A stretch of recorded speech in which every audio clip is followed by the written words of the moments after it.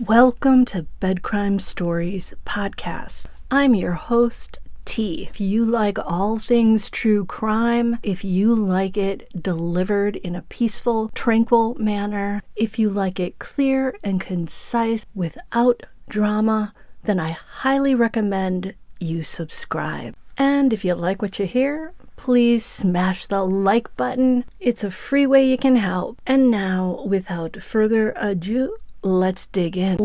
Well, hello there. How y'all doing? I do hope things are absolutely splendid chez vous. Today I'm going to talk a little bit more about Rex Heuermann. Accused serialist Rex Heuermann is now facing charges in 6 young women's deaths, spanning from 1993 to 2010.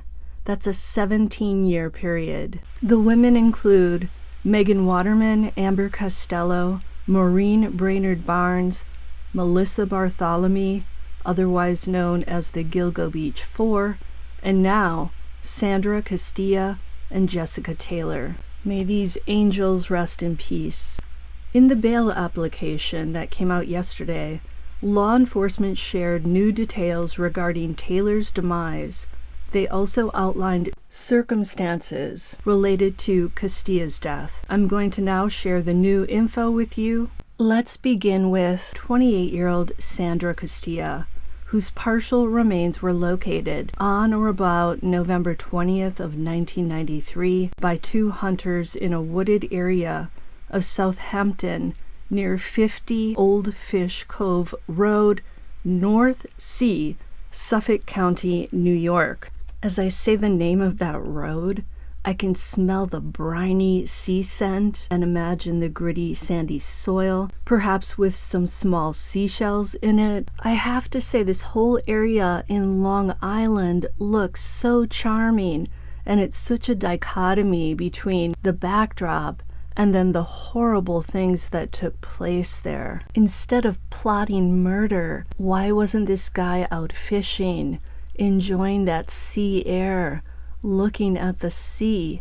It's the antisocial personality, the utter indulgence in and obsession with these sick fantasies. Sandra Costilla, who was from Trinidad and Tobago, was born on August 25th of 1965. She was found lying on her back, with her arms outstretched over her head, her shirt pulled up over her head, exposing her chest, and her legs uncovered and apart, a vulnerable pose created by the perpetrator and designed, in my opinion, to further humiliate Costilla. Heuermann, if he is found to be the guilty party, inflicted numerous sharp force injuries to Sandra's beautiful face, her torso, chest, left thigh, and what I'm going to call her groin area. To savage a young woman this way, to focus on her feminine features, shall we say, hints at an incredible amount of rage for women. This is one effed up guy. It really infuriates me, like, how dare he take these women's lives? How frickin' dare he? And he's walking around like this big shot architect, pretending to be a family man. What a piece of shh. An examination of Sandra's body revealed 3 hairs. 1 female hair on her right arm, 1 male hair which was found using a tape lift of her striped shirt. I believe tape lift refers to investigators using tape, pressing it onto fabric to find fibers on material. Much like I tried to remove my cat's hair from my sofa and chairs. There was another female hair found with a tape lift of Sandra's white shirt. So she must have been wearing 2 shirts, 1 striped and 1 white. The authorities originally believed that Sandra was one of the victims of serialist John Bittroff. He was another serialist operating in this same area. However, when the male hair was tested, it didn't match Bittroff's mitochondrial DNA profile. Now, when Heuermann was initially arrested, he was given a buccal, or what is known as a cheek swab. The male hair from Costilla's body was then tested against it, and lo and behold, it was a match for the architect. The 2 female hairs on Costilla's body turned out to belong to a woman who had been living with Rex Heuermann.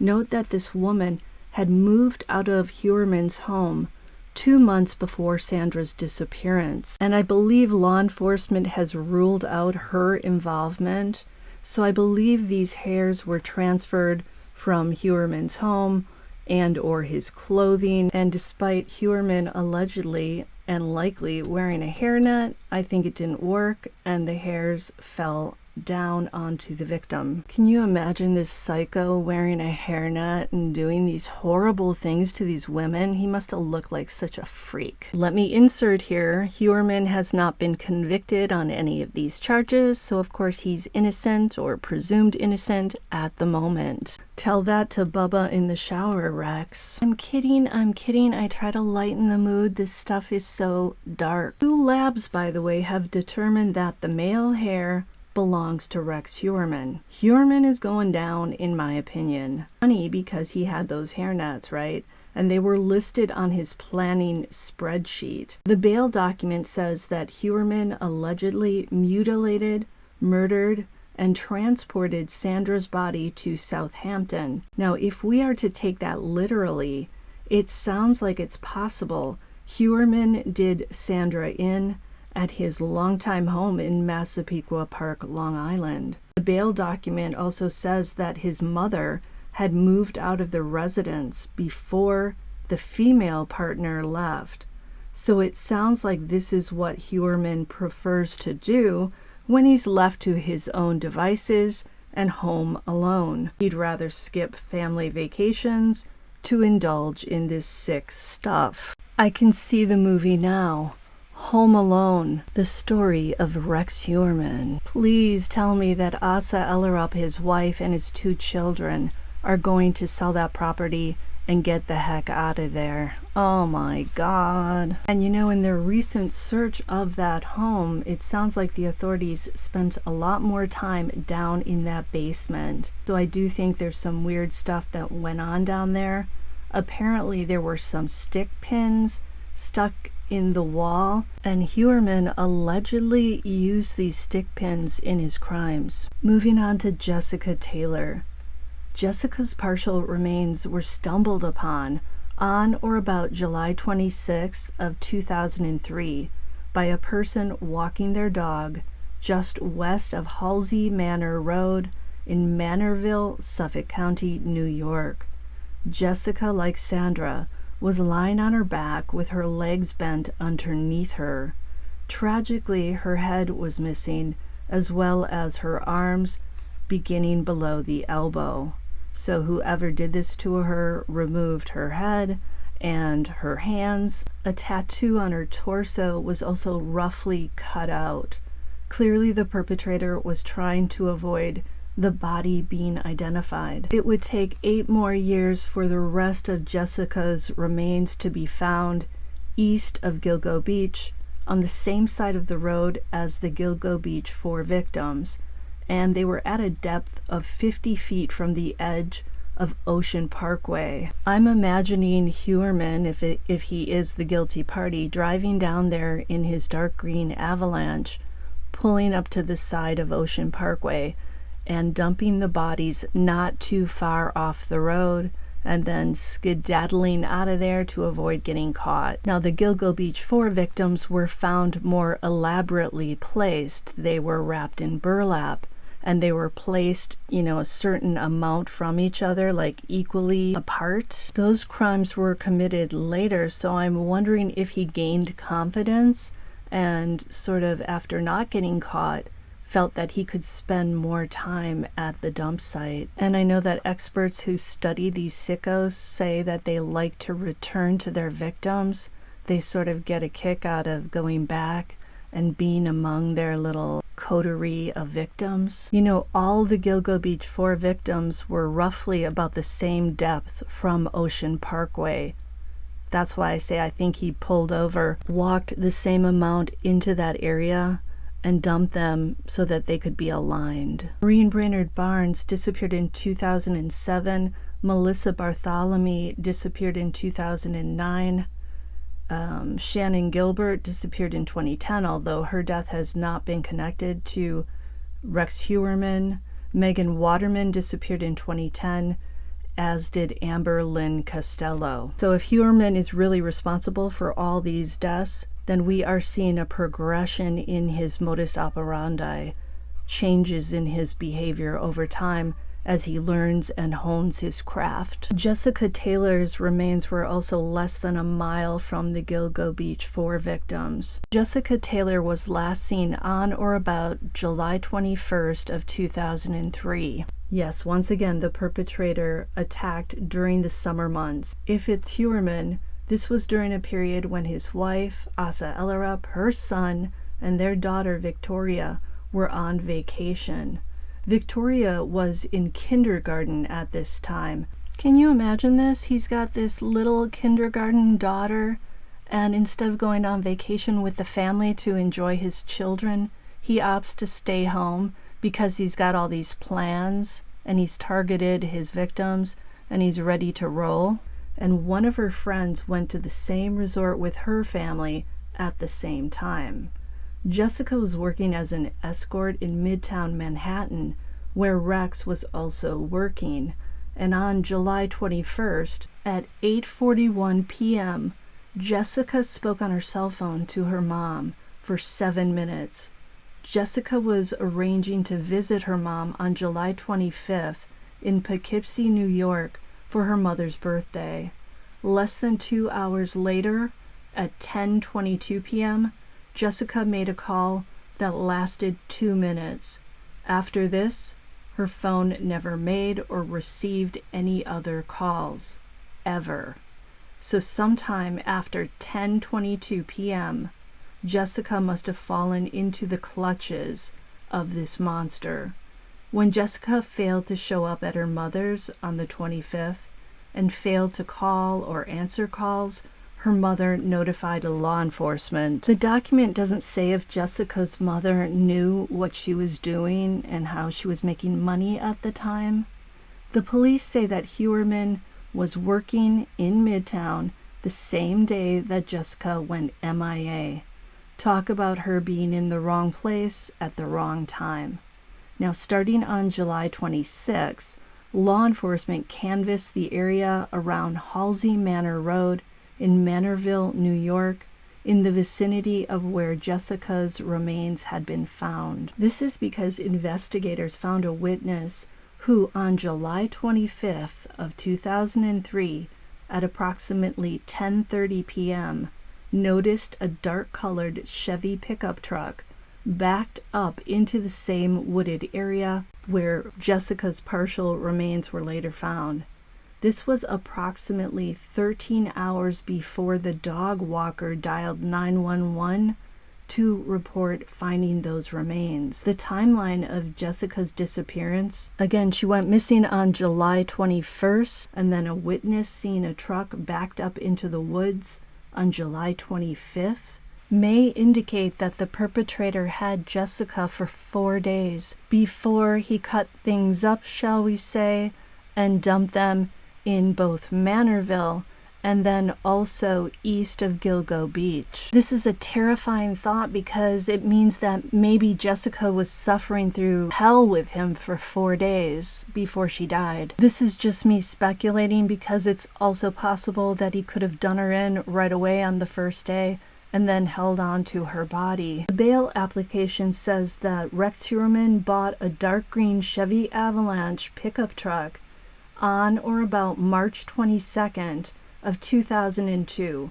So he would have had this vehicle on July 25th of 2003 when the witness saw that dark pickup truck backed up into the woods. And apparently after Jessica's body was found, Heuermann went online and was trying to look up Chevy Avalanches of the same year, 2002, and it looks like he was trying to find one to buy in either bright blue or white. It sounds like he was concerned that that dark green Avalanche had possibly been spotted and he wanted to dump it and replace it with a lighter colored one, But he obviously didn't do this.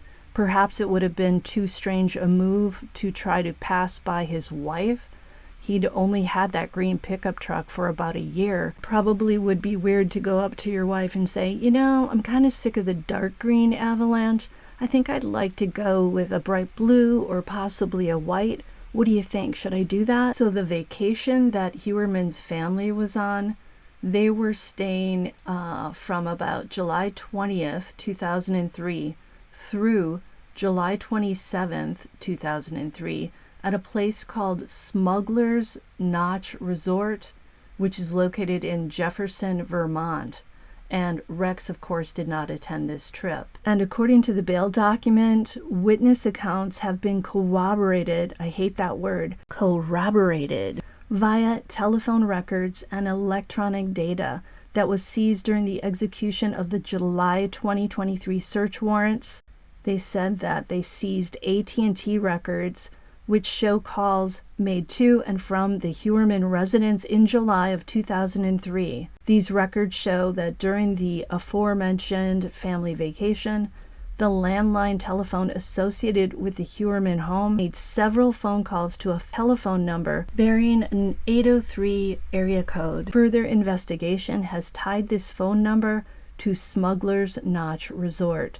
Thus, investigators believe Heuermann made these calls from his home in Massapequa Park to his family who were staying in Jefferson, Vermont. Can you imagine those phone calls? Hi, honey, are you having a good time? Oh yeah, the kids are enjoying it so much. What have you been up to? The bail document says, quote, based on the foregoing, the investigation to date has clearly established defendant Heuermann's wife and children were indeed located out of state during the time of Jessica Taylor's disappearance, which occurred on or about July 21st, 2003.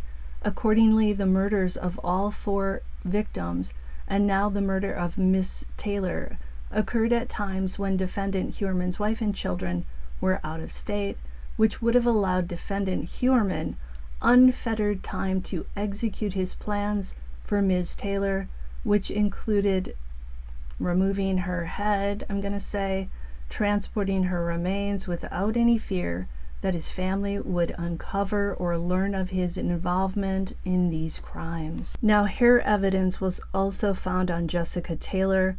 There was a male hair underneath her.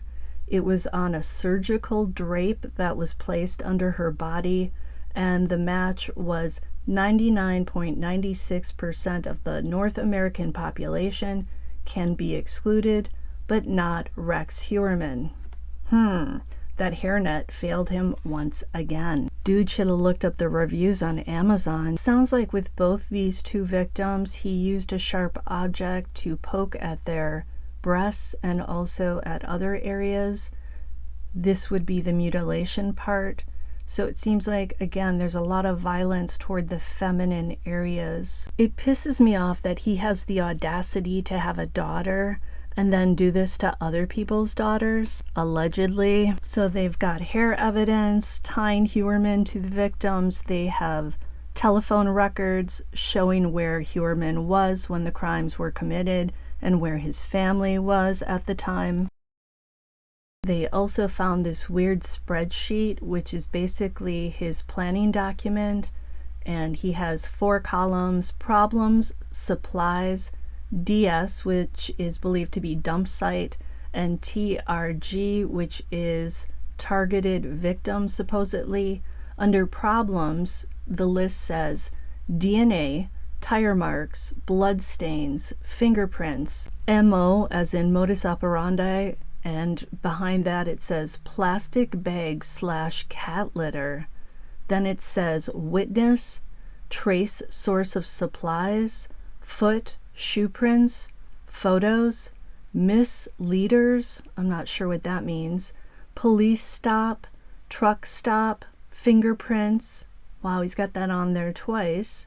Oh no, fingerprints in gloves, plastic bags matched to box, hair, and fiber. Under supplies, it says booties, lye / acid, police scanner, rope, cord, saw, cutting tools, hairnets, photo film, burn can, foam drain cleaner, body wash wipes, tarps, drop cloths, medical gloves, bags/tape, large clips, so large electrical clips, ratched cargo strap. I'm not sure what that means.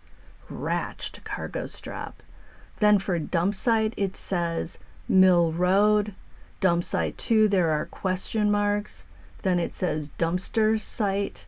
Next time recon dumpster locations. Oh my God, what a sicko. Then it says Target T1 Megan.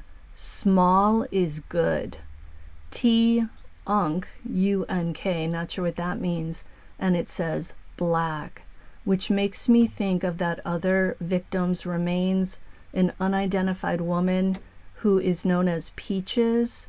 Could that have been, when he was targeting this Peaches woman? Allegedly, Heuermann has not been connected to the remains of Peaches so far, but those remains were found along Ocean Parkway near Gilgo Beach. So that's his playground. That's probably where he put all his trophies, if you know what I mean. I think this is a lot to take in, so I want you to let it percolate a bit. Let me know your thoughts in the comments, and I'll see you guys next time on Bed Crime Stories.